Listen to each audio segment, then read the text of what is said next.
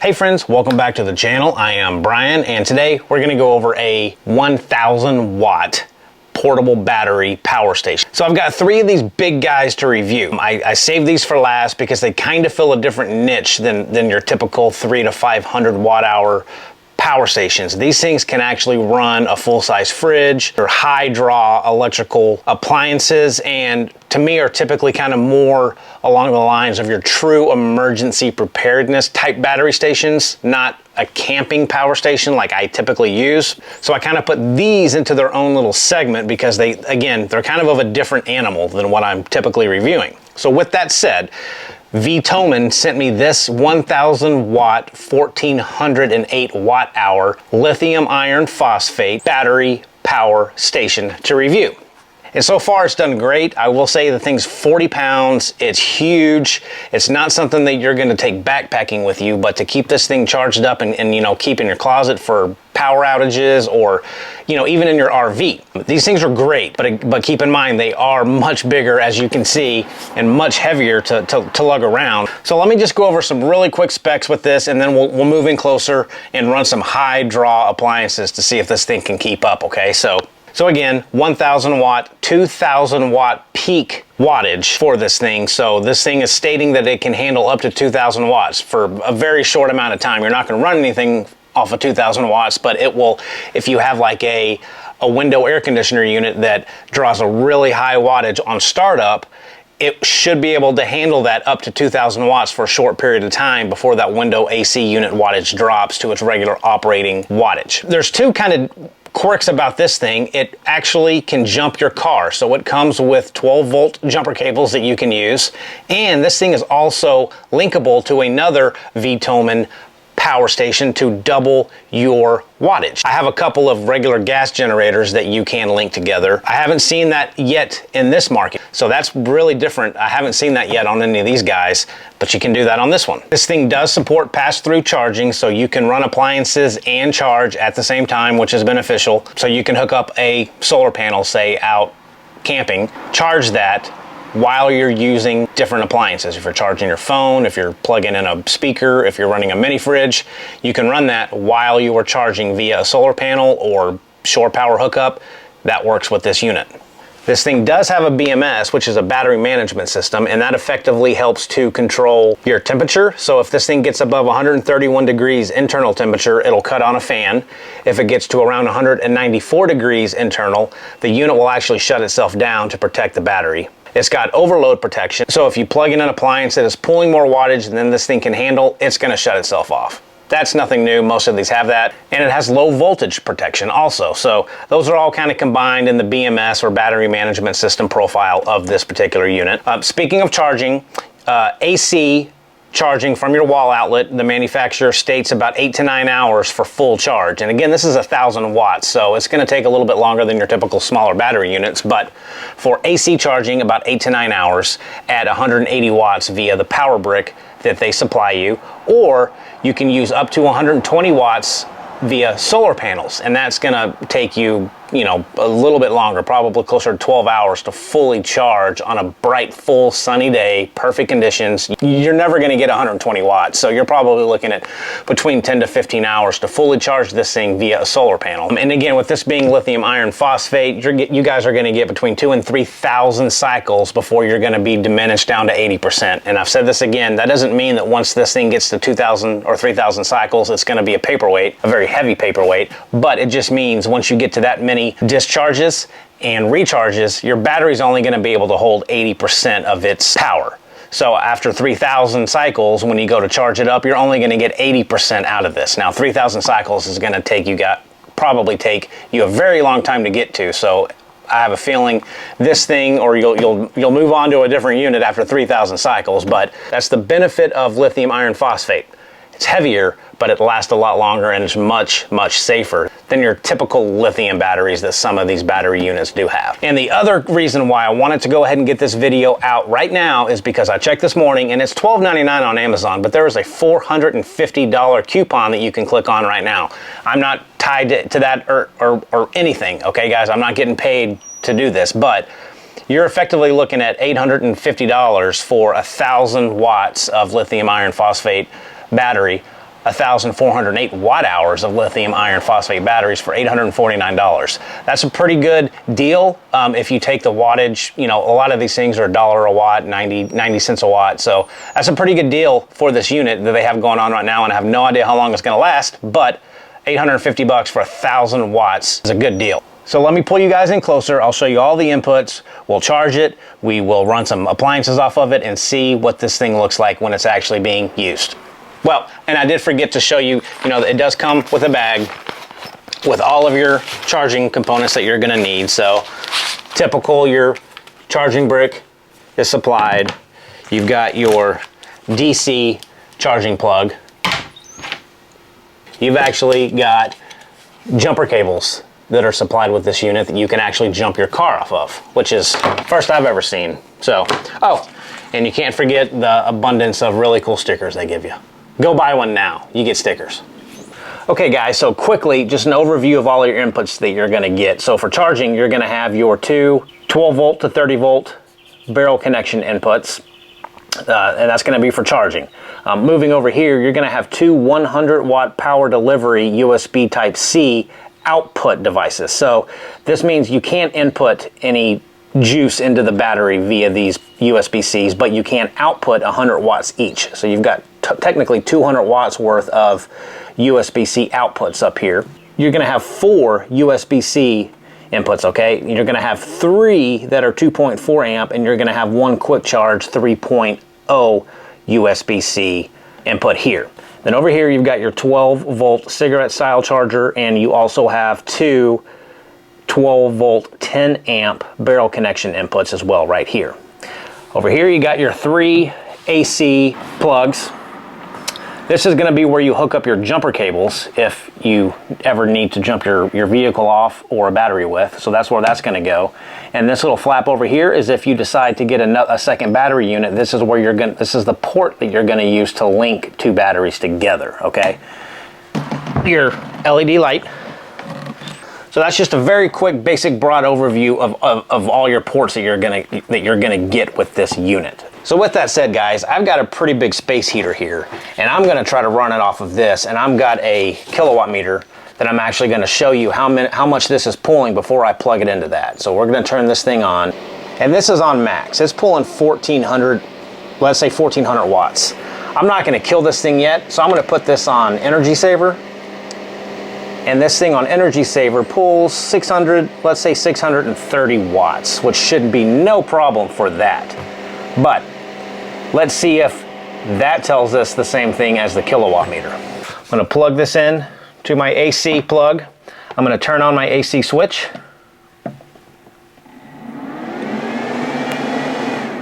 Okay, now I'm gonna turn this guy on.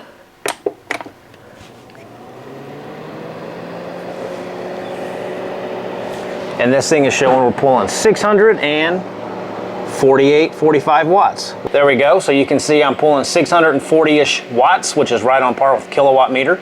I've got 2 hours of runtime remaining, and I've got 98% battery life remaining in this unit.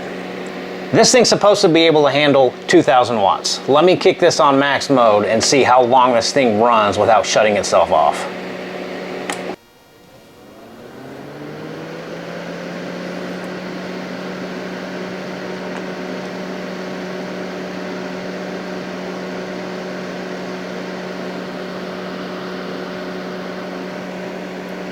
Okay, I increased the temperature to 90 degrees on this heater, and it's pulling 1,674 watts. And that's gonna last me a little less than an hour. You can see I've got 0.9 hours left, 0.9 hours remaining.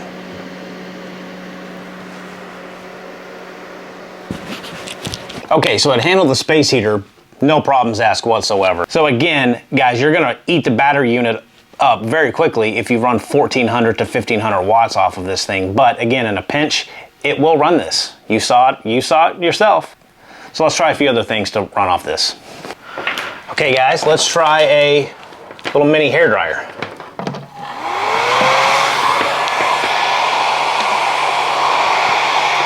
And this thing on low is, hopefully you can see, pulling 343 watts.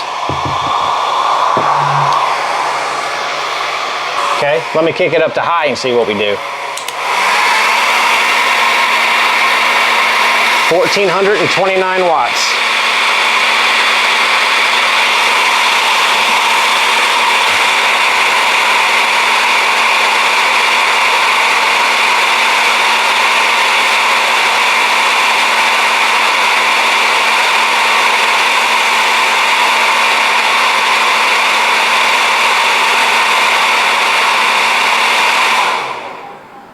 Okay, so that ran for about 20 seconds. And again, this is just rated at 1,000 watts. So that leads me to believe that after about 20 seconds of pushing this thing to the test, it will protect itself and shut itself off. I've got this thing on low now, so we're pulling 345 watts. Easy peasy. Let's try these power delivery ports and get a phone charging.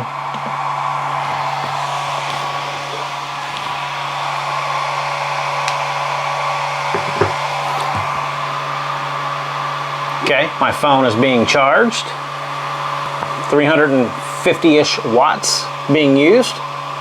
So let's unplug my phone. Okay, now let's run a fan, because that's typically how I'm going to be using this thing in the summer. Get this fan going. Full mode. And we are pulling 360 watts.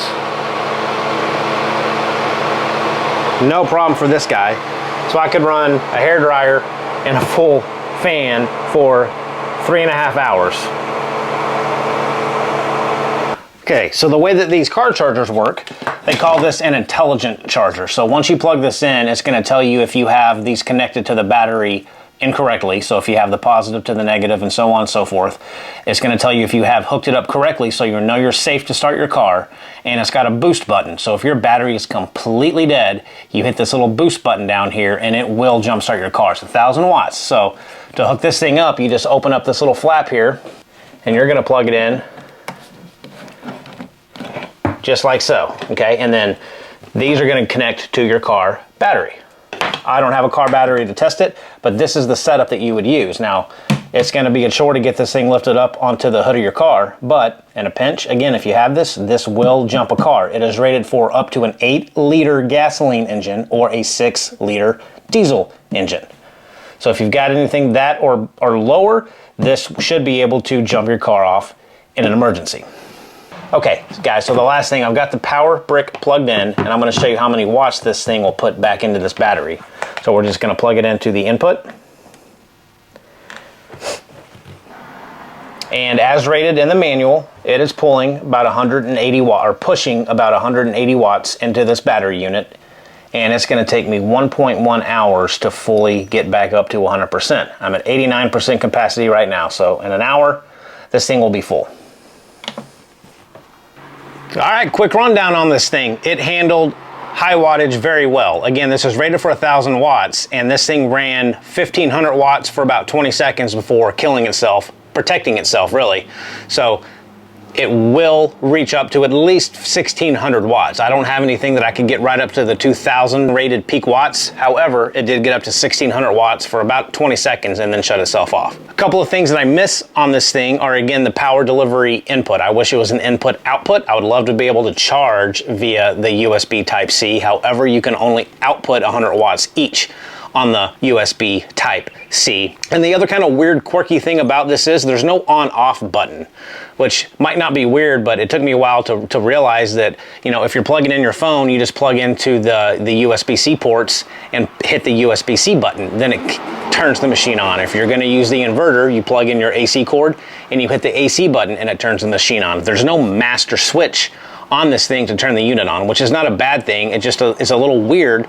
It's the only one that I have that does not have a true on-off switch. And the other thing is you can only charge this thing one way. You can either use your AC power brick, you can use solar charging, or you can use your DC car cigarette lighter charging. You can't use multiple sources to charge this thing again. So you're probably looking at from dead to full, whichever way you charge, best case scenario, 9 hours. Okay, if you're gonna use your AC power brick, it's gonna be about 9 hours. Car DC charging is going to be a little bit longer, and then of course solar charging, 120 watt max input available on this thing. You're probably looking at 12 to 15 hours of charge time on a perfect 100% clear sunny day, which, you know, we never get. That's the only thing I wish. I wish it would support multiple charging options at the same time. The pass-through is good, so you can charge it again and use devices at the same time. And I didn't show you the all-important LED light. The little yellow button will turn on low, medium, high, and wait for it. You got your party light, and then your all-important SOS mode, and then turns off. Again, guys, for a 1,000-watt lithium iron phosphate battery, I think it's a pretty good option if you're in this type of market. This is not something you're gonna put in your backpack and go on a hike with, okay? It's 40 pounds, it's bulky, but if you have an RV, a boat, keep it in your closet for when the power goes out. This thing's gonna last you a really long time for small appliances, you know, a couple of lights, charging your phone 100 times. It's gonna do great. Again, it kind of fills a different niche than these little smaller 300 and 500 watt hour power stations that I use in my truck. However, I will be using this and a couple of the other bigger ones that I've got for a special surprise coming up I have for you guys for my truck camper, which I do need larger power sources for. So these will come in handy on a camping trip if you're not having to lug them around everywhere. But other than that, for $12.99 with a $450 coupon right now, May 23rd, that's a pretty good option if you're in the market to spend that kind of money on a lithium iron phosphate power station. Okay, guys? So with that, I hope this was beneficial. Until next time, take care.